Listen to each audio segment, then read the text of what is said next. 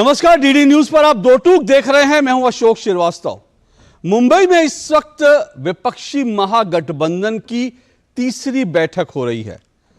इस बैठक में क्या कुछ निकल कर आएगा, इस बैठक में क्या बड़े फैसले लिए जाएंगे, इसको लेकर अभी बहुत स्पष्टता नहीं है, क्योंकि विपक्षी गठबंधन की तरफ से ही इस बारे में कोई स्पष्टता दी नहीं गई है। विपक्ष के तमाम नेता, करीब 27-28 पार्टियों के नेता बैठेंगे। उसके बाद चर्चा जो है, जो आकलन लगाए जा रहे हैं वो ये कि शायद एक संयोजक बना लिया जाए, शायद एक मीडिया टीम बना ली जाए, शायद सोशल मीडिया को लेकर कुछ बड़े फैसले हो जाए, एक टीम बन जाए। अब तक जो जानकारी है उसके अनुसार लोगो जो है, विपक्षी महागठबंधन का लोगो जो है, उसका अनवील जो है वो जरूर हो सकता है, लेकिन उसके अलावा बाकी सब चीजें हैं जिन पर चर्चा चलेगी, लेकिन फैसले क्या होंगे ये कोई नहीं जानता, उसका इंतजार हमें है। लेकिन इस बैठक से पहले विपक्षी गठबंधन में प्रधानमंत्री पद को लेकर दावे सबने ठोक दिए, सबने अपने अपने दावे ठोक दिए। जिन पार्टियों के 2-2, 3-3 सांसद हैं लोकसभा में, उन्होंने भी अपने नेता का नाम उछाल दिया कि भाई हमारे नेता भी प्रधानमंत्री के दावेदार हैं। तो इस तरह से गठबंधन एक है पर दावेदार अनेक हैं। दूसरी तरफ आज जबकि ये उम्मीद की जा रही थी कि गठबंधन को लेकर कुछ बड़ी खबरें आएंगी, उसी बीच बड़ी खबर कुछ और बन गई। क्या बड़ी खबर बन गई? पहले कुछ मीडिया रिपोर्ट्स आई, उसको लेकर राहुल गांधी ने प्रेस कॉन्फ्रेंस कर दी। राहुल गांधी ने बाकायदा अडानी मुद्दे पर प्रेस कॉन्फ्रेंस कर दी। लेकिन इससे पहले कि राहुल गांधी की अडानी मुद्दे पर जो प्रेस कॉन्फ्रेंस है वो खबर बन पाती, बड़ी खबर बन पाती, एक बड़ा ऐलान हो गया। और बड़ा ऐलान ये था कि दरअसल 18 से 22 सितंबर के बीच सरकार ने संसद का विशेष सत्र बुला लिया गया। ये विशेष सत्र जो है ये करीब करीब जो देश की जो नई संसद बनी है 5 दिन का होगा, और जो देश की नई संसद भवन बना है उसके अंदर होगा। और उसको लेकर भी तमाम तरह की बयानबाजी शुरू हो गई। तो आज जो मेरा विषय है बड़ा स्पष्ट है और वो आपको समझ भी आएगा। संसद में मंथन और गफलत में गठबंधन। जी हाँ, मैं ये क्यों कह रहा हूं संसद में मंथन, गफलत में गठबंधन? क्योंकि सरकार की तरफ से कहा गया संसद में मंथन होना है। वो मंथन जो होना है वो दरअसल अमृत काल का मंथन होगा और अमृत काल के ऊपर चर्चा होगी। एजेंडा अभी कुछ स्पष्ट नहीं है, लेकिन गठबंधन दलों की तरफ से जो तमाम बयान आ रहे हैं उसको लेकर साफ है कि विपक्ष जो है थोड़ा गफलत में जरूर पड़ गया है कि सरकार की तरफ से ये क्या ऐलान किया गया, इसके मायने क्या। इन सब पर आप चर्चा करेंगे। इससे पहले जरा सुन लेते हैं कि जो मुंबई में जो बैठक होने जा रही है, जो हो रही है बैठक, उस बैठक को लेकर किस तरह से सत्ता पक्ष और विपक्ष जो है एक दूसरे के खिलाफ, एक दूसरे के ऊपर जो शब्दों के बाण चला रहे हैं। जरा सुनिए। बंधुगण, ये कहना अतिशयोक्ति नहीं होगा कि this is a selfish alliance. यह एक स्वार्थों से भरा हुआ अलायंस है। स्वार्थ सिद्धि के लिए गठबंधन है। यह मजबूरी का गठबंधन है, मजबूती का गठबंधन कदाचित नहीं है। इंडिया के नाम सुनते अभी मोदी जी डर रहे हैं, और ये इंडिया नामक जो गठबंधन, ये मोदी जी की नींद हराम कर दिए है। उत्तर प्रदेश की जनता, जिन लोगों ने धोखा दिया है जनता को, उनको 24 में बाहर करेंगे। जो 14 में आए थे वो 24 में चले जाएंगे। मुंबई एक माया नगरी है और मुंबई में बहुत से लोग ख्वाब लेकर आते हैं। बहुत से लोगों के ख्वाब पूरे होते हैं, बहुत के ख्वाब अधूरे हो रहते हैं। तो वहाँ पर जो ये दल के लोग हैं वो मुंबई बहुत दिन से घूमने नहीं गए, तो अच्छा डेस्टिनेशन चुना है। और ये सब हसीन ख्वाब वाले लोग इकट्ठे हुए हैं, इनके ख्वाब अधूरे रहेंगे। 2024 में हमारा गठबंधन जीते, ये हमारे लिए बड़ी चीज़ है। पद या प्रधानमंत्री पद हमारे लिए महत्वपूर्ण नहीं है।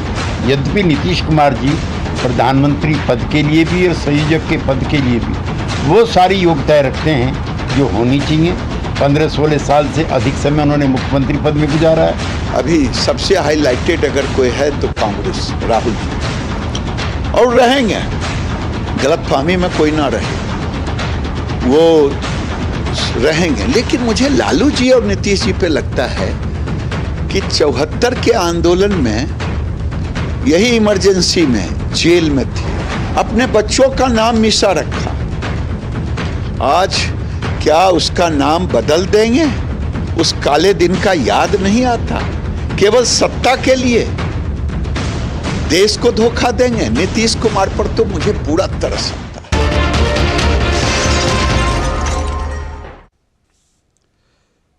तो आपने देखा किस तरह से दोनों तरफ से एक दूसरे पर वार प्रतिवार हो रहा है। लेकिन जैसा मैंने कहा कि ये वार प्रतिवार एक तरफ है, विपक्ष की जो विपक्षी महागठबंधन की जो बैठक है, उस बैठक से जो निकलेगा वो एक अलग बात है। लेकिन जैसा मैं कह रहा हूं कि जो बड़ी खबर है वो संसद में का जो विशेष सत्र होने जा रहा है वो बन गई, और इसको लेकर भी विपक्ष की तरफ से अलग अलग तरह के बयान दिए जा रहे हैं। सरकार की तरफ से कोई ऐलान नहीं हुआ कि क्या विधेयक आएगा, कौन सा बिल इसमें आएगा, क्या कानून सरकार बनाना चाहती है। लेकिन विपक्ष की तरफ से अटकलबाजियां चल रही हैं। कोई कह रहा है कि सरकार समान नागरिक संहिता ला सकती है, कोई कह रहा है कि सरकार एक देश एक कानून ला सकती है, और विरोध में सभी लोग हैं। भले ही इन तमाम कानूनों का विपक्षी पार्टियों की तरफ से कभी ना कभी समर्थन किया गया हो, लेकिन इस वक्त सरकार के इस फैसले से थोड़ा गफलत भी है और विरोध भी है। जरा सुन लेते हैं।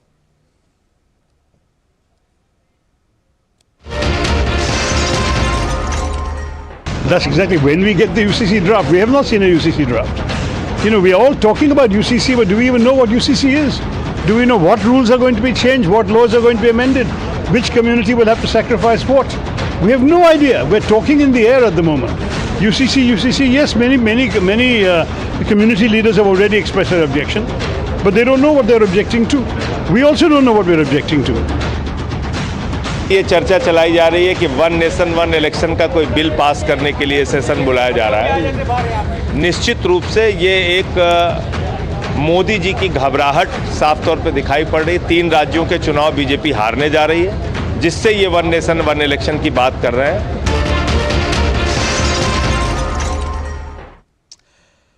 तो आपने सुना किस तरह से जो है विपक्षी गठबंधन जो है थोड़ा गफलत में पड़ गया है। कोई कह रहा है कि यूसीसी आ सकती है और यूसीसी का ड्राफ्ट हमने नहीं देखा है। कोई कह रहा है वन नेशन वन इलेक्शन का कानून आ रहा है। फिर कह रहा हूं सरकार की तरफ से कोई ऐलान नहीं किया गया। तो आज इन्हीं तमाम मुद्दों पर, इन्हीं तमाम खबरों पर आज चर्चा करेंगे दो टूक में। मेरा आज का जो सवाल है वो आपके सामने है। आज दो टूक में मेरा सवाल, जिस पर आज की डिबेट, आज की इस चर्चा को मैं आगे बढ़ाऊंगा। मेरा आज का सवाल, मुंबई में विपक्ष की बैठक के बीच संसद के विशेष सत्र का हुआ ऐलान, संसद में होगा मंथन, पर कंफ्यूजन में क्यों गठबंधन। जी हां, सवाल एक बार फिर सुनिए। मुंबई में विपक्ष की बैठक के बीच संसद के विशेष सत्र का हुआ ऐलान, संसद में होगा मंथन, पर कंफ्यूजन में क्यों गठबंधन, ये मेरा सवाल। और 4 मेहमान मेरे साथ जुड़े हैं। आइए चारों मेहमानों का परिचय करवा देता हूं। आज की डिबेट में, आज की इस बहस में मेरे साथ जो बहस करेंगे, जो चर्चा को आगे बढ़ाएंगे, मेरे साथ डॉक्टर उदित राज जी जुड़ गए हैं, कांग्रेस के नेता हैं, पूर्व सांसद हैं डॉक्टर उदित राज। चारू प्रज्ञा जी मेरे साथ जुड़ चुकी हैं। चारू प्रज्ञा जी जो हैं वो बीजेपी की प्रवक्ता हैं। मेरे साथ किशोर तिवारी जी जुड़े हुए हैं। किशोर तिवारी जी उद्धव ठाकरे जो शिवसेना उद्धव ठाकरे गुट के नेता हैं, और मुंबई में जो तमाम तैयारियां हो रही हैं, जो मेहमान नवाजी में इस वक्त जो लगे हुए हैं, और वो सभी शिवसेना के उद्धव ठाकरे गुट के ज़्यादातर लोग हैं। अवधेश कुमार जी मेरे साथ हैं, जो वरिष्ठ पत्रकार हैं, स्तंभकार हैं। चारों मेहमानों का शुक्रिया, स्वागत। शुरुआत मैं डॉक्टर उदित राज आपसे ही करता हूँ। ये तो ऐलान हुआ है कि भाई विशेष सत्र बुलाया जाएगा, लेकिन शशि थरूर जी कह रहे हैं यूसीसी का ड्राफ्ट हमने नहीं देखा। उधर प्रियंका चतुर्वेदी और संजय सिंह कह रहे हैं कि वन नेशन वन इलेक्शन कैसे ले आएंगे। तो इतना गफलत क्यों है विपक्ष में भाई? अभी तो कोई ऐलान ही नहीं हुआ। देखिए, ऐसा है तो सरकार का प्रेरोगेटिव तो है स्पेशल सेशन बुलाने का, लेकिन मकसद तो सरकार को बताना चाहिए कि क्या ऐसी परिस्थिति हो गई, या भी एक सूचना दी जानी चाहिए। और बाकी जो आप इंडिविजुअल लोगों का स्टेटमेंट की बात कर रहे हैं, वो तो उसका उत्तर तो हम नहीं दे सकते, न देना चाहिए, क्योंकि ऑफिशियल पोजीशन नहीं है। न यूसीसी की बात उसमें कही जा रही है, निकल के आई है, ना वन नेशन वन इलेक्शन की बात कही जा रही है। इंडिविजुअल राय है, आप अपनी राय रख जो रहे हैं उन्हीं से सवाल पूछिए तो वही जवाब दे पाएंगे कि क्या उनके अपने सूत्र हैं। लेकिन जहां तक मुझे पता है, या तो पार्टी को पता है या देश को पता है कि ये अचानक ऐसा बुला दिया गया है, अभी कोई एजेंडा नहीं पता। मैं तो कुछ पत्रकार साथियों से भी पूछा कि आखिर में क्या वजह क्या हो सकता है, तो कोई एजेंडा नहीं बताया। कुछ लोगों ने कहा कि हो सकता है अपना डंका बजवाना चाह रहे हो, चंद्रयान की सफलता का श्रेय लेना चाह रहे हैं। हो सकता है कि ब्रिक्स से लौट के आए हुए तो उस पर अपनी पीठ थपथपाना चाहते हो, या और भी कोई एजेंडा हो सकता है। तो सरकार से आपको पूछना चाहिए, आप पत्रकार हैं, आप पूछिए ना कि क्या एजेंडा है। ये विपक्ष से क्यों मुझसे क्यों नहीं सुनिए सर, मैं विपक्ष से क्यों सवाल पूछ रहा हूँ, आपने ठीक कहा, चारू जी है, उनसे भी पूछूंगा भाई क्या एजेंडा। लेकिन मैं विपक्ष से इसलिए पूछ रहा हूँ क्योंकि मैं तो फिर यही कह रहा हूँ, सरकार की तरफ से तो अभी कुछ नहीं कहा गया, और जरूर हमारा भी काम है, हम भी सरकार से पूछेंगे, चारू प्रज्ञा जी से मैं पूछूंगा। लेकिन मैं कह रहा हूँ बयानबाजी तो विपक्ष की तरफ से शुरू हो गई। बयान मतलब रिएक्शन तो मैंने कहा, संजय सिंह बयान दे रहे हैं, प्रियंका चतुर्वेदी बयान दे रही हैं, शशि थरूर बयान दे रहे हैं, और सबके अलग अलग डफली अलग अलग राग है। कोई कह रहा है ये बिल क्यों ले आएंगे, कोई कह रहा है वो बिल। तो मतलब विपक्ष इतना डरा हुआ क्यों है? अगर कोई बिल आ जाएगा तो उसका निपट लेगा विपक्ष संसद में, क्या दिक्कत है? अभी से इतनी खौफ इतना डर क्यों दिख रहा है? देखिए, ऐसा है कि ये अगर इनका अस्तित्व अलग अलग नहीं होता दलों का, तो एक ही पार्टी होती। इंडिया जैसे इंडिया अलायंस है वैसे इंडिया अलायंस। इंडिया अलायंस के जो नेता अपने स्तर से अपनी तरफ से बयान दे रहे हैं, ये उनसे पूछा जाना चाहिए कि भाई आप ऐसा क्यों कह रहे हैं। ओके, क्योंकि अभी इंडिया अलायंस के बिहाफ से तो मैं बैठा नहीं हूँ, कोई वो भी बैठे हैं। तो ऐसी परिस्थिति में क्या है कि सरकार इस पे आउट कर दे what are the agenda and subject matter has to be disclosed by the government. Okay, business what businesses are going to be undertaken, then of course it will be more relevant to discuss. ऐसी परिस्थिति तब discuss करना। अब मुझे तो नहीं लगता कि मोदी जी को और एकाध व्यक्ति और हो सकते हैं, चाहे अमित शाह जी हो तो नहीं कह सकते हैं, जिनको पता होगा कि इस स्पेशल सेशन का क्या मतलब है। ओके उदित जी ओके उदित जी एक मिनट। ओके उदित जी, हुकूमत है तो कुछ पता तो लगता नहीं। उदित जी आपके पुत्र हो तो पता लगा के बता देते। ठीक है उदित जी ने एक इंटरेस्टिंग बात कही। उदित जी ने कहा कि भाई अभी तो गठबंधन जो है, मैं गठबंधन की तरफ से नहीं बैठा हूं, और सब पार्टियां अपना अपना, मुझे मालूम है जो है दूसरी तरफ जो है हाथ उठा लिया किशोर तिवारी जी ने, और क्योंकि प्रियंका चतुर्वेदी का नाम ले लिया तो उनको जरूर सफाई लग रहा होगा कि सफाई दें कि भाई प्रियंका चतुर्वेदी क्यों इतनी बौखलाई हुई है। लेकिन मैं आपके पास आऊं किशोर जी, लेकिन मैं ये बता दूं, देखिए उदित राज जी आपने बड़ी इंटरेस्टिंग बात की, और मैं ये बता दूं आज उदित राज जी जिस बैनर के आगे बैठे हैं उस पे KKC लिखा है। तो पहले तो मैं थोड़ा सा, मुझे अचानक समझ में नहीं आया KKC क्या है। मुझे लगा डॉक्टर उदित राज ने अपनी अलग से कोई पार्टी बना ली क्या, गठबंधन में 29 पार्टियां हो गई हो और उसमें उदित राज जी भी कहे मैं भी प्रधानमंत्री पद का दावेदार, तो मुझे लगा शायद 29 दावेदार आ गए अब। लेकिन फिर मैंने जब गौर से पढ़ा तो उसमें नहीं मैंने पढ़ा सर, मैंने पढ़ा, फिर उसमें कामगार और कर्मचारी कांग्रेस। मजाक के मूड में KKC है, कामगार कर्मचारी जी कांग्रेस है। जी बिल्कुल, मैंने पढ़ा, उसके बाद में वही कहने वाला था, बाद में मैंने पढ़ा KKC नहीं मैंने पढ़ा सर, मैंने पढ़ा कामगार और कर्मचारी जो है कांग्रेस की तरफ से उसका बैनर है। लेकिन मैं कह रहा हूं मुझे लगा कि आपका भी दावा आ गया कि भाई मैं भी प्रधानमंत्री दावेदार, मेरा 29वां दल है। 12 कोई बात नहीं, चलिए। डेमोक्रेसी की ब्यूटी यही होती है जी जी जी, अब डेमोक्रेसी जहाँ नहीं है वहां तो एक यहाँ तो कांग्रेस में भी डेमोक्रेसी है और इंडिया अलायंस में भी। ओके सर, ओके तो डेमोक्रेसी तो जिंदगी का आधा मतलब आधा मतलब इसी में है, आधा मतलब खाने पीने रहने, वरना कम्युनिस्ट हुकूमत को ना पसंद किया जाए। ठीक तो है, एक ठीक। तरह से कम्युनिस्ट हुकूमत है वो, क्यों बीजेपी में एक आदमी जो बोल दे वही होता है। ओके ओके, चलिए ठीक है, मैं इस पर भी आऊं, लेकिन उससे पहले किशोर तिवारी जी। किशोर जी, ये तो कहीं से नहीं आया था, सिर्फ मीडिया का होता है, मीडिया अपनी अटकलबाजी चला देता है। आप तो कई मीडिया हाउस ये कह रहे हैं कि भाई महिला कानून भी आ सकता है, तो सबके अपनी अपनी अटकलबाजी हैं।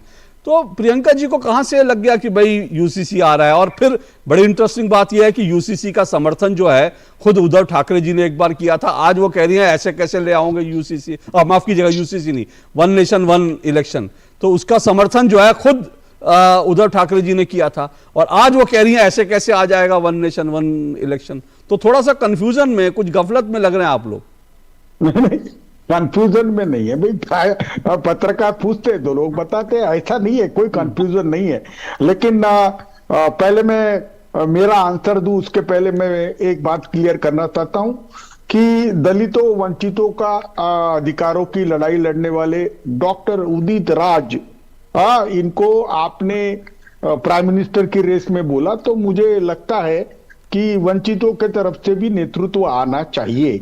और उदित राज जिस तरीके की राजनीति कर रहे हैं, तो वो तो मैं उनको नजदीक में देखूंगा, कम से कम नई प्राइम मिनिस्टर जल्दी। मुझे हैरानी है आप सर, मुझे हैरानी है आप किस तरह की राजनीति कर रहे हैं। राहुल गांधी का पत्ता काटने की तैयारी आप कर रहे हैं उदित राज जी को खड़ा करके, हैं? वो कांग्रेस के लोग कह रहे हैं राहुल गांधी दावेदार हैं, आप राहुल गांधी के सामने उदित राज जी को कह रहे हैं प्रधानमंत्री पद के दावेदार कांग्रेस से। ये देखो मैं अभी वोट डालो, राज करो। ऐसा नहीं है, मैं मेरी पूरी बात कर रहा हूं। विपक्ष एक हुआ, विपक्ष ने 2 ही मीटिंग की, तीसरी मीटिंग बंबई में हो रही है तो टूट पड़ रही है, फूट पड़ रही है, ये नाराज हो गए, वो नाराज हो गए, सब ने अपने नाम ले लिए। अरे भाई, सब पार्टियों ने तो प्राइम मिनिस्टर बनाना चाहिए ना अपने लोगों को। हाँ, प्राइम मिनिस्टर के लिए प्रपोज करना चाहिए, जिसके सांसद ज्यादा आएंगे वही रहेंगे। और कांग्रेस के 150 के ऊपर आ रहे हैं, तो मैं अकेला ही एक ऐसा चुस्त दुरुस्त प्रवक्ता हूं जो कह रहा है कि प्राइम मिनिस्टर इन वेटिंग तो राहुल गांधी है। और मोदी जी, देखो, मोदी जी या बीजेपी या एनडीए, इस पर विपक्ष की एकता का असर दिखने लगा है। मोदी जी ने बहुत बड़ा डिसीजन लिया कि गैस की सिलेंडर के प्राइजेस उन्होंने 200 रुपए से कम की, उज्ज्वला योजना में 400 रुपए कम की। मैं उनका अभिनंदन करता हूं, ठीक है। सरकार संवेदनशील हो गई, विपक्ष एक हुआ। अभी मोदी जी ने विशेष सत्र बुला लिया है, तो विशेष सत्र में एजेंडा तो आ जाएगा और जो बिजनेस है उसका भी कम्युनिकेट हो जाएगा। लेकिन कोई कह रहे कि वन नेशन वन इलेक्शन हो जाए, कोई कह रहे कि CCC आएगा, कोई यूसीसी की बात कर रहे, अपने अपने ढंग से नेता लोग बात करते हैं। लेकिन मैं बीजेपी के प्रवक्ताओं को देख रहा हूं, इंडिया अलायंस की केवल मीटिंग हो रही है, उन कितनी अभद्र भाषा। गठबंधन को उदित राज जी ऐसे नाम दे रहे हैं, म्यूट हो गए, म्यूट हो गए किशोर जी, आप म्यूट हो गए। अभी हूं नहीं बिल्कुल नहीं, आपने सर एक मिनट उदित राज जी, एक मिनट, किशोर तिवारी जी म्यूट हो गए थे, वो उन्होंने, लेकिन एक मिनट, ठीक है किशोर जी, मैं आपके पास आऊं, उससे पहले मैं चारू प्रज्ञा जी का रिएक्शन ले लेता हूं। चारू प्रज्ञा जी, सबसे बड़ी बात तो यही है कि जो बात पूरा होने दीजिए। अरे सर, वो म्यूट हो गए थे, मेरी ओर से म्यूट नहीं हुए, वो अपने एंड से कुछ टेक्निकल दिक्कत। नहीं, एक बात मैं बता रहा हूं, हाँ, कि मैं खरी बोलता हूं तो बहुत लोग मुझे म्यूट कर देते हैं, लेकिन अरे सर, आपने खुद अपने आप को म्यूट कर लिया।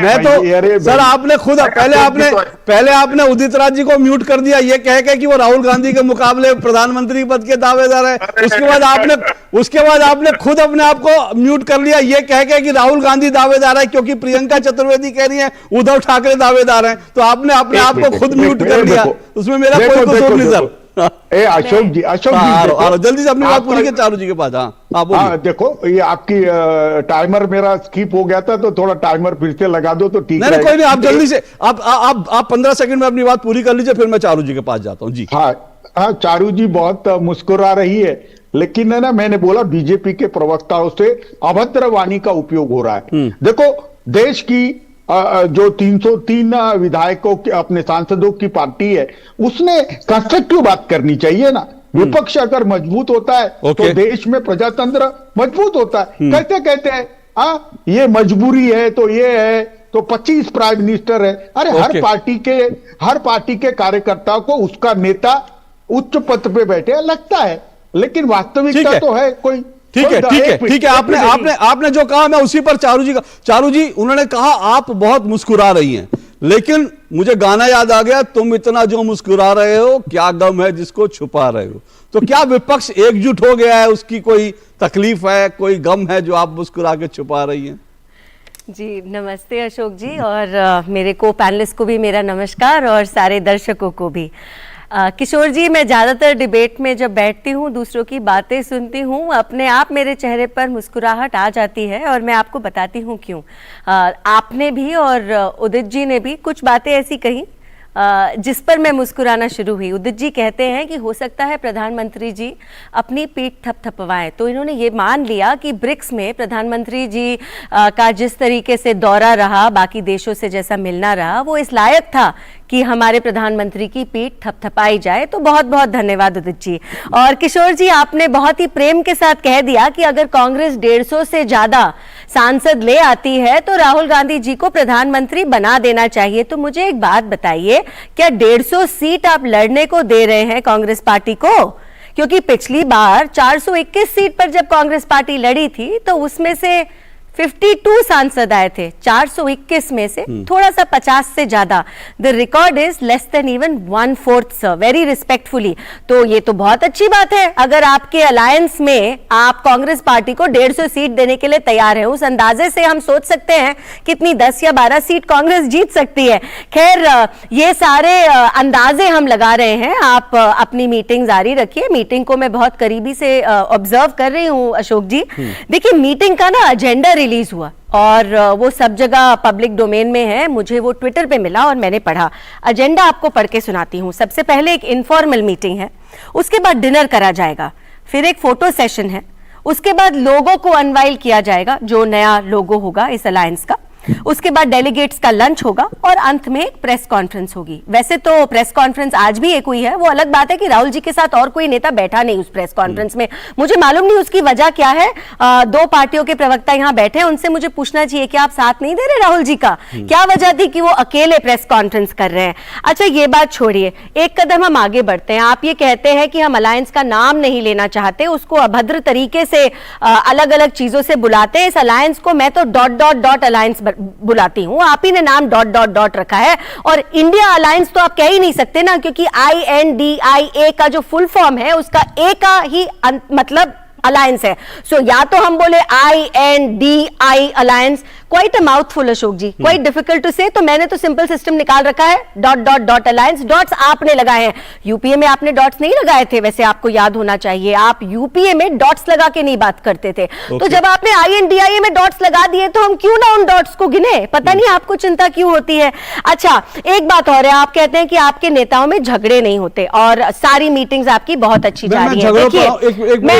चारू जी, मैं झगड़े पर हूं, उससे पहले संसद के बारे में मैं बोलना चाहती हूँ। हाँ, वो भी मैं बोलूंगी, वो भी मैं बोलूंगी। बहुत महत्वपूर्ण है आपकी बात, क्योंकि इंपॉर्टेंट बात यह है कि यहाँ पर सबने कह दिया कि भी सरकार से पूछा जाना चाहिए। जी, मैं तो पहले तो मैं एक बात स्पष्ट कर दूं, मैं सरकार की नहीं, भारतीय जनता पार्टी की प्रवक्ता हूं, लेकिन जो मुझे समझ आता है वो मैं बोलती हूं।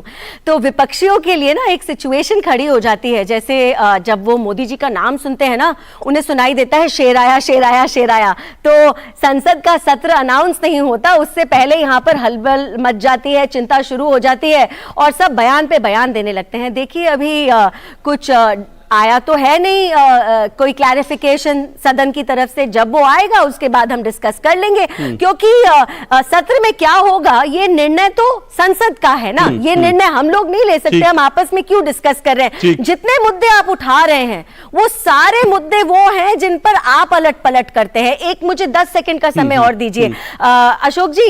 सारे विपक्षी पार्टियों के प्रवक्ता ये कहते हैं कि हमारा तो गठबंधन अटूट है, तो ये उतना ही अटूट है जितना चंद्रबाबू नायडू जी ने बनाया था 2018-19 में, ठीक है। जब वो पूरे देश में गए थे और 21 पॉलिटिकल पार्टीज को साथ लाए थे, तो 21 पार्टी तो आपके गठबंधन के साथ 2019 में भी थी। 21 पार्टी पूरी आपके साथ थी, क्योंकि ठीक है। आपने सबको शॉल पहनाया। ठीक है। कहां गई वो पार्टियां? हर 5 साल में आपकी दोस्ती होती है, दोस्ती टूट जाती है। कोई है। कर्नाटक से दिल्ली आता है, दिल्ली मॉडल की बुराई करता है, दिल्ली से कोई छत्तीसगढ़ जाता है, कहता है हम यहाँ अलग चुनाव लड़ेंगे। पंजाब में धरने अलग चल रहे हैं, बंगाल में अलग चल रहे हैं। उनके झगड़े जो है वो जाहिर सी बात है, अलग बात है, उसको वो कहते हैं डेमोक्रेसी है, लेकिन कैसे डेमोक्रेसी है मुझे इस पर भी चर्चा करना है वो। लेकिन एक मिनट रुकिएगा, मैं पहले अवधेश जी को इस डिबेट में ले आऊं, क्योंकि ये बात जरूर है, मैं फिर कह रहा हूं कि संसद के सत्र का ऐलान हुआ और गफलत में जो है सब लोग दिख रहे हैं, और इसीलिए इस तरह के बयान दे रहे हैं। ऐसा नहीं कि मीडिया ने कह दिया तो, जैसा कि अभी किशोर जी ने कहा, मीडिया ने कह दिया तो आपने रिएक्ट कर दिया। नेताओं को इस तरह से नहीं होना चाहिए कि मीडिया कुछ अपने अटकलबाजी करे अपने सोर्स के हवाले से, और उसके बाद पॉलिटिकल पार्टियां उसको जो है इशू बना दे और कहें कि भैया हम तो इसके लिए तैयार हैं, हम इसको तैयार नहीं है, और उसमें भी गफलत दिख रही है। मैं फिर कह रहा हूं, पर अवधेश जी ये सत्र बुलाना, मतलब लोग अक्सर कहते हैं कि भाई मास्टर स्ट्रोक मोदी सरकार का, मुझे नहीं पता, लेकिन आज सोशल मीडिया पर लोग कह रहे हैं कि ये मास्टर स्ट्रोक है, क्योंकि विपक्ष समझ ही नहीं पा रहा है कि अब वो किस दिशा में जाए। बैठक के लिए बैठे हैं, लंच करेंगे, डिनर करेंगे और अपना लोगो भी अनवील कर देंगे, फोटो भी होगा, लेकिन एजेंडा क्या होगा, क्योंकि अब उनको पता ही नहीं कि मोदी का एजेंडा क्या होगा, सरकार का एजेंडा क्या होगा संसद में। अशोक जी, जो संसदीय कार्य मंत्री है उनका तो एक लाइन का ट्वीट है कि अमृत काल में 18 से 23 सितंबर का संसद का सत्र बुलाया जाएगा। उन्होंने अमृत काल शब्द का प्रयोग किया है, लेकिन संसद का एजेंडा तय हो या नहीं हो, लेकिन INDA का एजेंडा तय हो गया।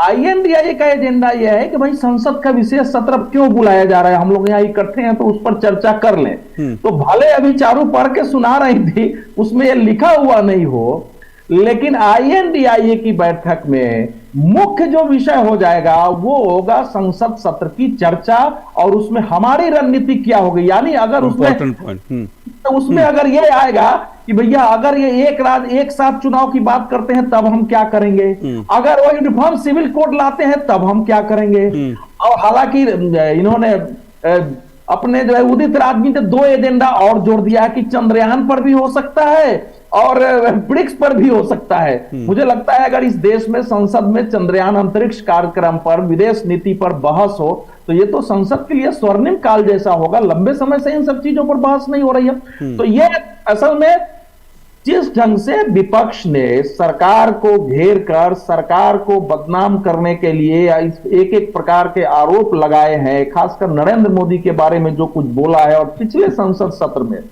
जिस ढंग से विपक्ष ने लगातार बायकॉट किया है और केवल वो दिल्ली बिल आया है तब बोलने गए हैं, मतलब आप तकलीफ तो उसमें नरेंद्र मोदी ने जैसे उनका 18-19 को उनकी मीटिंग थी बेंगलुरु में, तो attack is the best defence, सीधा सामना से हमला करो, इसलिए उसी दिन एनडीए की बैठक बुलाई गई।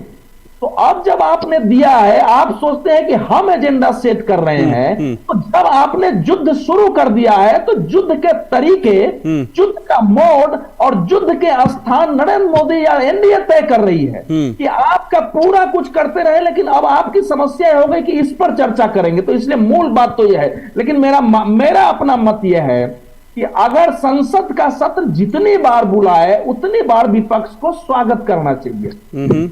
जब विपक्ष सड़कों पर उतरने की स्थिति में नहीं होता है तो संसद को ही अपने विरोध का आधार बनाते हैं, उनके पूरे मीडिया में जाते हैं, वो बयान देते हैं, सरकार को घेरेबंदी करते हैं, तो उनको तो अवसर के रूप में लेना चाहिए। जो अंतिम बात मेरा यह है कि अखबारों में खबर छप रही है कि भाई चूंकि इसमें एक साथ चुनाव का बिल सरकार ला सकती है, तो मेरा इसमें चूंकि विधि आयोग ने इस वर्ष में सभी राजनीतिक पार्टियों से पूछा था कि आपका क्या मत है, राजनीतिक पार्टियों ने इस पर अपना मत दिया हुआ है, और चूंकि मोदी जी पहले कार्यकाल से इस पर बात कर रहे हैं कि भाई 1967 तक तो इस देश में एक साथ चुनाव हो रहे थे, बार बार इस देश में चुनाव हो रहे हैं, तो उसके कारण जो देश में काम रुकते हैं, समस्याएं आती है, पॉलिटिकल पार्टियों में दुश्मनी बनी रहती है, सालों भर मिलजुल के काम करने की स्थिति नहीं होती है, पूरा पॉलिटिकल एटमॉस्फेयर होता है, उसको चेंज किया जाए। तो अगर यह बिल आता है, मुझे नहीं मालूम है अभी, लेकिन यह बिल आता है, चूंकि अब 2024 चुनाव है, तो उसके पहले बहस होनी चाहिए इस बात पर लंबी संसद में जाके। ठीक है। तो मुझे लगता है कि देश के लिए अच्छा होगा, लेकिन इसका मूल निहितार्थ यही है कि विपक्ष चाहे जितनी घेरीबंदी करे, नरेंद्र मोदी से संघर्ष करने के लिए उनको इनकी तरह attack is the best defence नहीं अपनाएंगे। उदित राज जी, 1 मिनट रुकिएगा, मैं आपके पास आना चाहता हूं, लेकिन किशोर जी हाथ उठा रहे हैं। किशोर जी, एक बात वो जो अवधेश जी ने कही, सवाल यह है कि अगर इस पर डिबेट हो ही जाती है, अगर इस पर यह सरकार ले ही आती है, वन नेशन वन इलेक्शन, तो उस पर आपके प्रवक्ताओं को इतनी तकलीफ क्यों है?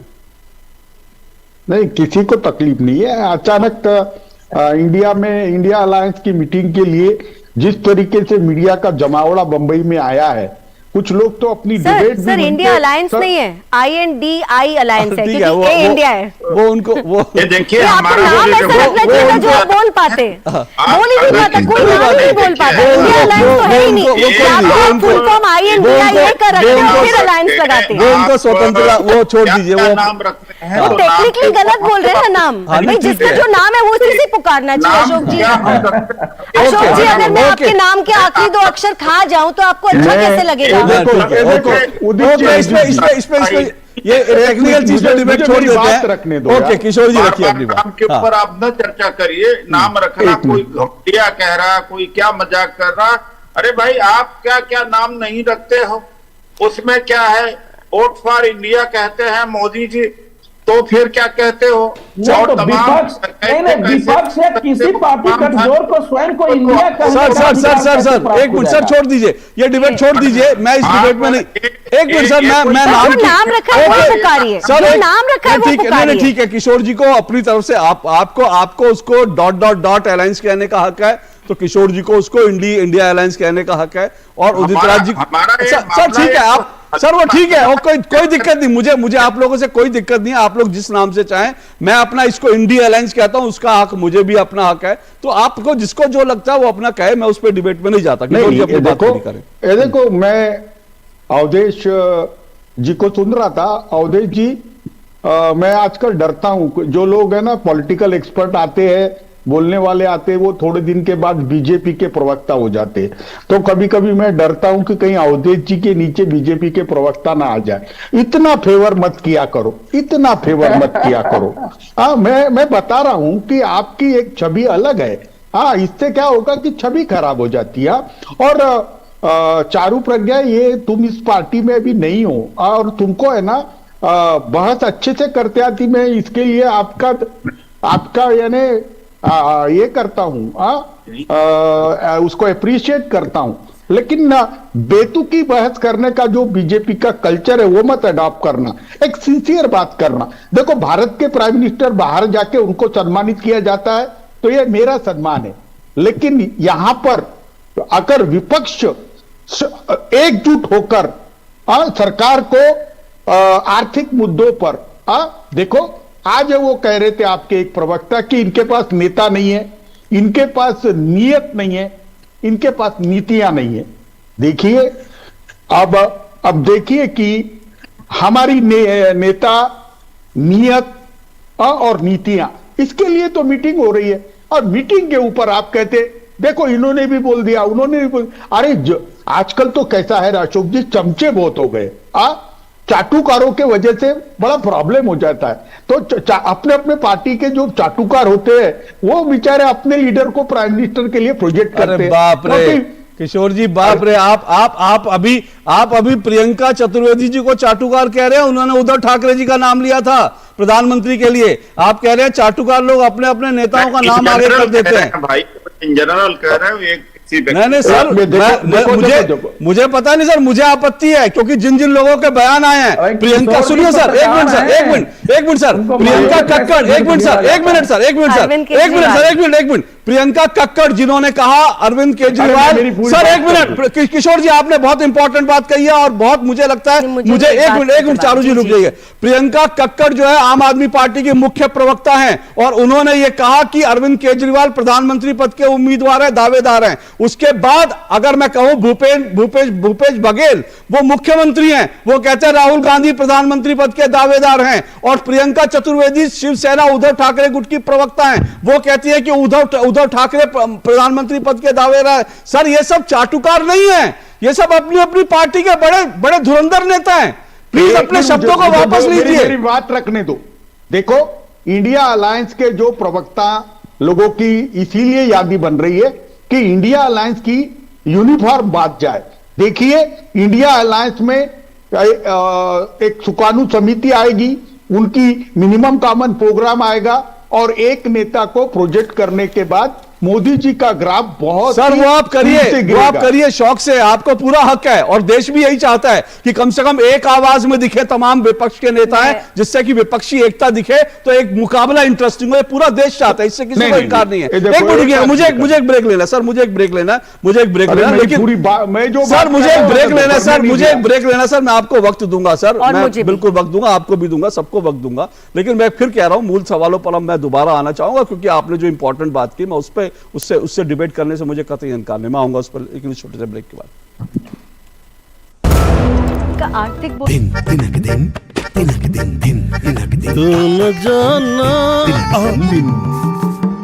अरे गोविंदा जी आप यहाँ? हाँ बबुआ हम यहाँ, पर तुम क्या छुपा रहे हो वहाँ? कुछ भी तो नहीं। जब दांत खाज की खुजली पे ना हो काबू तो उसे गमछे से नहीं छुपाते बाबू। तो फिर उसे भगाए कैसे? जालिम लोशन लगाकर दांत खाज की खुजली एक्जिमा जड़ से निकाले। अभी खरीदे जालिम लोशन। इन्वेस्टमेंट की रेगुलर इंफॉर्मेशन मिलती है क्या? बिल्कुल। मुद्रा के लिए पैरों में 3 फीट का गैप। पूछ, विड्रॉ करने के बाद पैसे कितने टाइम में मिलते हैं? सुन सवालचंद, म्यूचुअल फंड सही है .com पर लॉग इन कर, वहां तेरे सारे सवालों के जवाब मिल जाएंगे, समझा? कौन सी वेबसाइट? म्यूचुअल फंड सही है .com।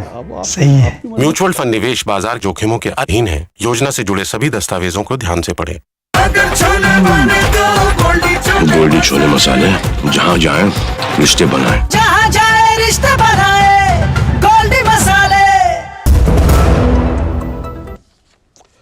दो टूक आप देख रहे हैं, दो टूक में आज हम चर्चा कर रहे हैं संसद में मंथन, गफलत में गठबंधन। संसद के विशेष सत्र का ऐलान हुआ। मुंबई की बैठक में जो तमाम विपक्षी नेता जुटे थे वो दरअसल अब फोकस ये करने लगे हैं कि संसद का सत्र जो है किन मुद्दों पर होगा, उनमें हमारी स्ट्रैटेजी क्या होगी। क्या वन नेशन वन इलेक्शन जैसा कानून मोदी सरकार लाने जा रही है, या फिर महिला आरक्षण का जो है कानून जो है पारित होने जा रहा है, या फिर दरअसल एक देश यूसीसी यानी कॉमन सिविल जो कोड है उसके ऊपर सरकार लाने जा रहे हैं। इन तमाम मुद्दों पर हम बात कर रहे हैं। आज के इस ऐलान से कम मुंबई में बैठे तमाम नेताओं को मोदी सरकार ने व्यस्त जरूर कर दिया इस बात के लिए कि वो मोदी हटाओ ही नहीं बल्कि अब पहले स्ट्रैटेजी अपनी तैयार कर लें। इन्हीं सब पे चर्चा कर रहे हैं। डॉक्टर उदित राज मेरे साथ जुड़े हैं, कांग्रेस के वरिष्ठ नेता हैं। चारू प्रज्ञा बीजेपी से जुड़ी हुई हैं, किशोर तिवारी उद्धव ठाकरे शिवसेना गुट से, और अवधेश कुमार वरिष्ठ पत्रकार हैं। जी किशोर जी जल्दी से अपनी बात कीजिए, फिर मैं उदित जी के पास जाऊंगा। एक मिनट सर, मैं भूल जाऊंगी। अच्छा ठीक है ओके चलिए ओके बोलिए। अरे यार चारू जी अच्छा बोलिए अच्छा किशोर जी बोलिए, किशोर जी बोलिए, आपकी बारी है पहले, किशोर जी बोलिए किशोर जी बोलिए। आपके बाद में मैं बोलता हूँ आपके बाद में। देखो आपने बोला संसद में मंथन और गठबंधन, गलफत में गठबंधन, ये ऐसा नहीं है। गठबंधन का मंथन और घबराहट में मोदी जी ऐसा रखना चाहिए था। देखो मोदी जी इतने घबरा गए तो मीटिंग होने के पहले ही एक बड़ा डिसीजन ले लिया। अब उन्होंने संसद का सत्र बुला लिया तो वो कुछ तो भी करना चाहते होंगे, करे वो। लेकिन जब तुम अब देखो चांद पे चले गए, चांद पे सल्फर ढूंढ लिया। मुझे गरीब पूछते इससे रोटी मिलेगी, इससे रोजगार मिलेगा, किसान बोलते हैं। किशोर जी आप क्या कह रहे हैं आज? किशोर जी क्या कह रहे हैं? मुझे दावत मुंबई में दावत ज्यादा हो गई क्या? आज आप ऐसी बातें कर रहे हैं। पहले आप प्रमुख प्रवक्ताओं को आप चाटुकार बता दे रहे हैं, फिर आप राहुल गांधी के सामने आप उदित राज जी को खड़ा कर दे रहे हैं, फिर अब आप चंद्रयान का भी एक तरह से विरोध कर रहे हैं। और जो बयान आजकल मैं पाकिस्तानी टीवी चैनलों पर सुनता हूं, आप वही उसी तरह का बयान दे रहे हैं कि रोटी तो मिली नहीं, रोटी तो मिली नहीं, चंद्रयान नहीं। सर प्लीज, मुझे लगता है नहीं सर, मुझे लगता है, एक मिनट सर, नहीं मुझे नहीं किशोर जी, मुझे आपत्ति है चंद्रयान को लेकर। इस देश में, एक मिनट, इस देश में क्या, नहीं सर सुनिए, सुनिए सर, आज आप कांग्रेस की तरफ से भी बैटिंग करते हैं ना, क्या इस देश में अगर आप लोग इस बात का श्रेय लेते हैं कि नेहरू जी ने इसरो की स्थापना की, तो क्या नेहरू जी ने पहले पूरे देश को रोटी खिला दी थी कि इसरो की स्थापना कर दी? जब तक नेहरू जी थे, जब तक लाल बहादुर शास्त्री थे, इंदिरा जी थे, देश में गेहूं तक नहीं उगता था, तो इसरो की स्थापना क्यों कर दी आप लोगों ने? बताइए आप। आप आज आप कह रहे हैं कि रोटी मिली नहीं, चंद्रयान पहुंच गया। मेरी पूरी बात रख देंगे। नहीं सर, ये मुझे नहीं लगता कि चंद्रयान को लेकर आपको ऐसी टिप्पणी करनी चाहिए। मैं क्या बोल रहा था, नहीं, मोदी जी एडवांटेज में नहीं रहेंगे, क्योंकि देश के सर, मोदी जी से आप लड़िए, चंद्रयान से मत लड़िए। मोदी जी से लड़िए आप, चंद्रयान से मत लड़िए, चंद्रयान का विरोध मत करिए।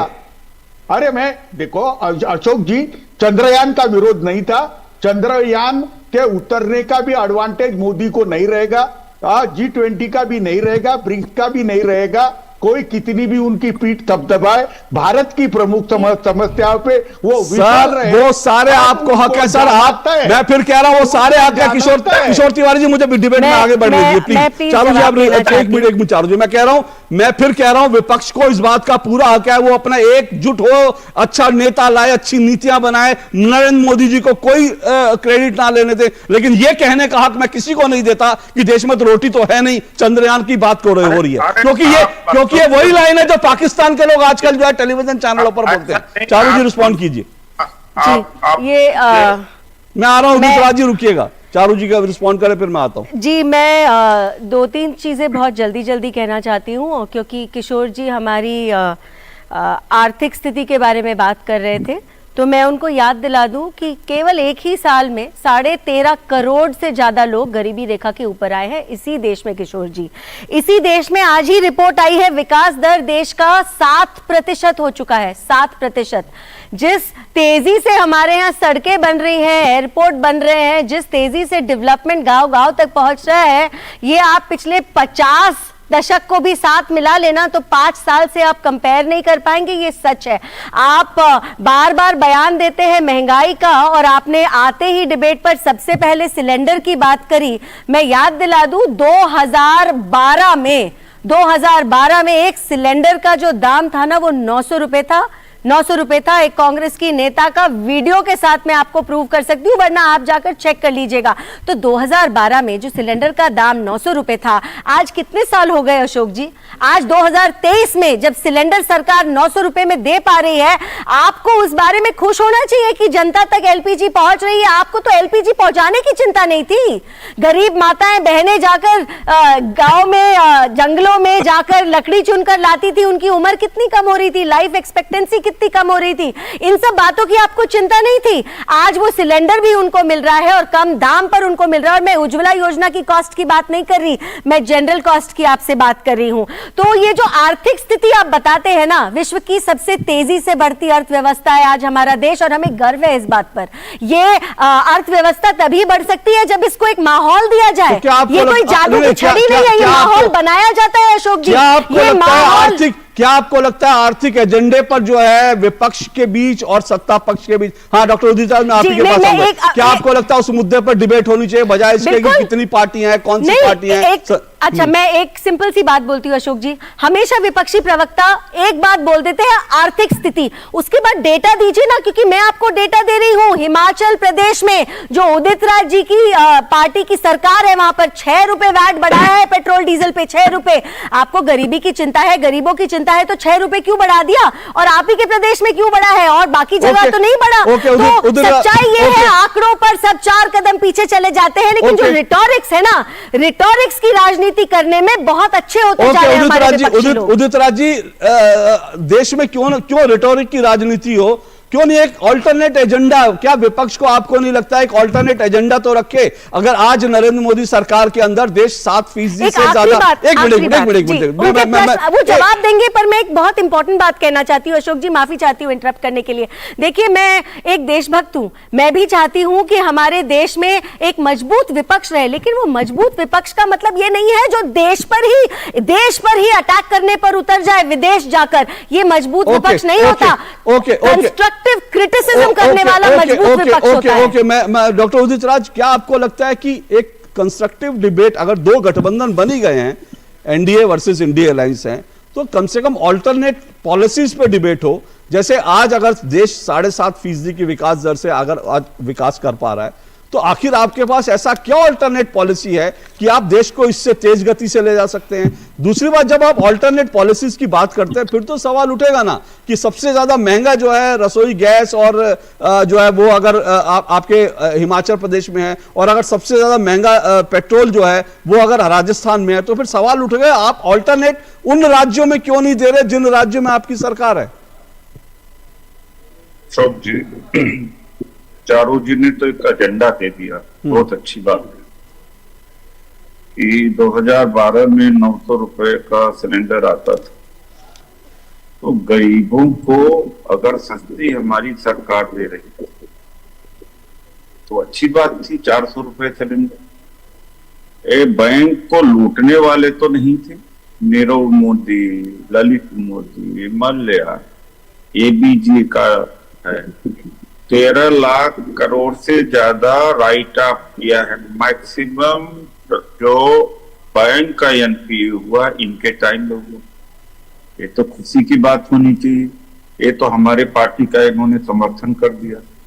दूसरी हमारी विचार, दूसरी बात है कि 13.5 करोड़ जब गरीबी, लोगों को गरीबी रेखा के ऊपर लाए, 80 करोड़ रुपए, 80 करोड़ जनता को 500 रुपए किलो राशन पर जिंदा क्यों रख रहे हैं फिर जब गरीबी?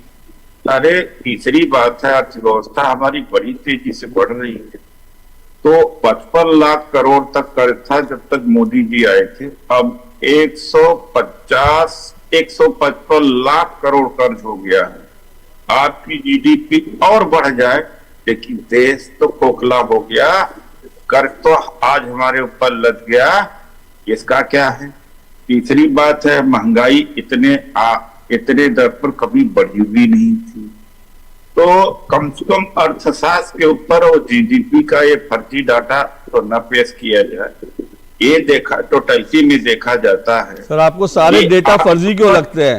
आपके ऊपर कितना कर्ज बढ़ा है, आपके कितना बैंक खाली हो गए। सर, आपने अमेरिका के ऊपर कर्ज कितना देखा है सर?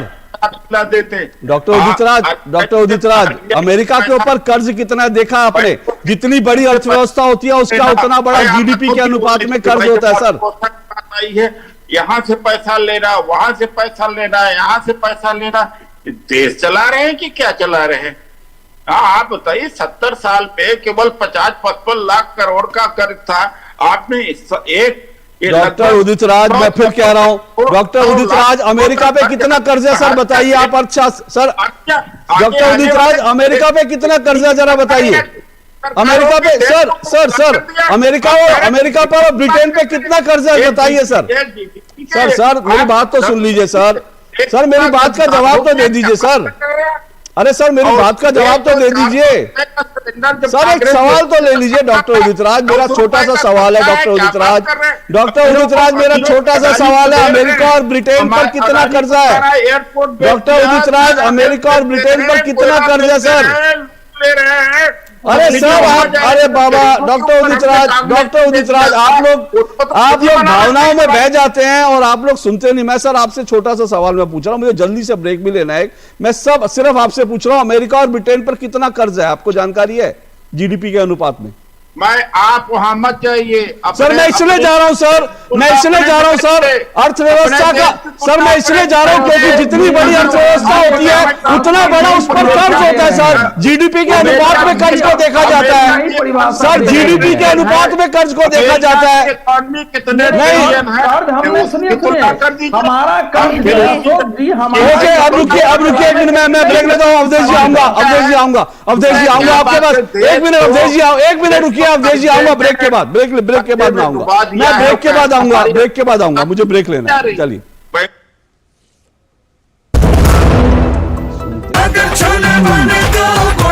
गोल्डी छोले मसाले, जहाँ जाए रिश्ते बनाए, जहाँ जाए रिश्ते बनाए, गोल्डी मसाले।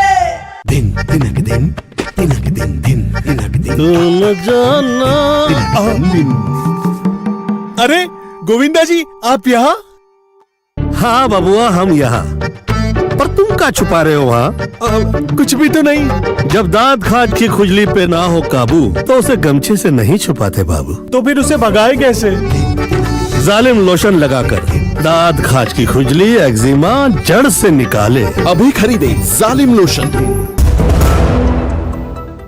चलिए, दो टूक हम देख रहे हैं और दो टूक में आज हम जो मुंबई में बैठक हो रही है और सरकार का जो विपक्ष की तरफ सरकार ने जो ऐलान किया संसद के विशेष सत्र का, उसको लेकर हम चर्चा कर रहे हैं। जल्दी से मेरे चारों मेहमान को सामने ले। अवधेश जी, मैं आपके पास आ रहा हूं जल्दी से। ये जो पूरा, क्या आपको लगता है आर्थिक मुद्दों पर अभी उदित राज जी ने कई सवाल उठाए, मैंने एक सवाल पूछा उसका जवाब नहीं आया उसका, बहरहाल छोड़ देते हैं उसको, लेकिन उन्होंने कई मुद्दे उठाए। क्या आपको लगता है कि ये इकोनॉमिक इश्यू पर देश की आर्थिक स्थिति क्या है, देश में गरीबों की स्थिति क्या है, क्या इन मुद्दों पर क्या दोनों पार्टियां जो हैं डिबेट कर सकती हैं? क्या इन मुद्दों पर चुनाव में फैसला हो सकता है क्या? देखिए, इस देश में अब राजनीति में किसी भी सार्थक विषय पर डिबेट संभव है क्या? अब बताइए, उदित राज जी के जैसा इनकम टैक्स का ऑफिसर जो रेवेन्यू अर्थव्यवस्था को जानता है, वो ये बता रहा है जैसे भारत ने भी कर्ज लिया है खाने के लिए पाकिस्तान की तरह। जब भी हमको विकास के बहुत सारे प्रोजेक्ट करने होते हैं, निवेश चाहिए होते हैं, अब उसके लिए कर्ज लेते हैं और भारत का क्रेडिट रेटिंग दुनिया में इतना बढ़िया है, अब उस पर बात कर रहे हैं, इसमें क्या बात हो सकती है? ये तो अर्थशास्त्र के मतलब रेवेन्यू के ऑफिसर रहे हैं भाई, हम लोग के दोस्त हैं, जानकार हैं उसके, फिर भी ये विपक्ष में रहने पर ऐसा ही बोला जाता है। लेकिन देखिए, हम लोगों का इस समय जो आज का डिबेट था वो ये था कि INDIA की जो मुंबई बैठक है और इधर जो संसद सत्र का आयोजन हुआ है, अब दोनों में देश में मुख्य चर्चा किसकी हो गई है? अगर INDIA सोचता था कि वहां से हम अपना लोगो जारी करके, वहां से अडानी पर अटैक करके और वहां से हम एक करके हम पूरी चर्चा खींच करके और बता देंगे कि हम कैसे संगठित है, तब उनके सामने तो आ गया कि भैया संसद सत्र होने जा रहा है, एक साथ एक चुनाव आएगा, अब इस पर चर्चा करो। तो एजेंडा तो इस समय सेट जो है सरकार कर रही है। सुनिए 2-3 बातें अभी किशोर जी ने कहा है। किशोर जी पत्रकार है, मेरे बड़े भाई की भी तरह है। अब ये बता रहे हैं कि नरेंद्र मोदी डर गए हैं। अरे भाई, ये एकजुट होता है कौन कि हम अकेले नहीं लड़ पाएंगे?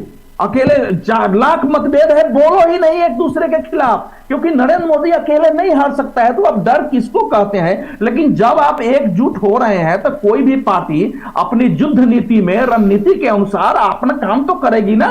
आप भी कैसे इनका अटैक बर्दाश्त करेंगे, कैसे अटैक करेंगे, तो एक रणनीति होती है, वो तो जानते ही है। दूसरी बात जो इन्होंने कही है कि भैया जो है ये अवधेश कुमार कल भाजपा के प्रवक्ता दिख जाएंगे। अरे इतनी मेरी उम्र हो गई, एक आप पद भी जोड़ देते कि महासचिव बन जाते, अध्यक्ष बनवा देते, आप खाली प्रवक्ता कम से कम आपको बनना तो चाहिए, दोनों जुड़वा देते। अच्छा, मेरी तो सुनता ही नहीं। अरे चलिए, ओके सर, सर विषयांतर हो जाएगा, सर विषयांतर हो जाएगा। अवधेश जी क्या बनेंगे क्या नहीं वो मेरा विषय नहीं है सर। अच्छा चलिए, एक छोटा सा ब्रेक और ले लेता हूँ, एक ब्रेक और ले लेता हूँ क्योंकि विषयांतर हो रहा है, मुझे एक ब्रेक और लेना, फिर मैं आऊंगा, सबको एक एक मौका दूंगा इस ब्रेक के बाद। सर रुक जाइए, मुझे ब्रेक लेना, ब्रेक के बाद आ रहा हूं मैं।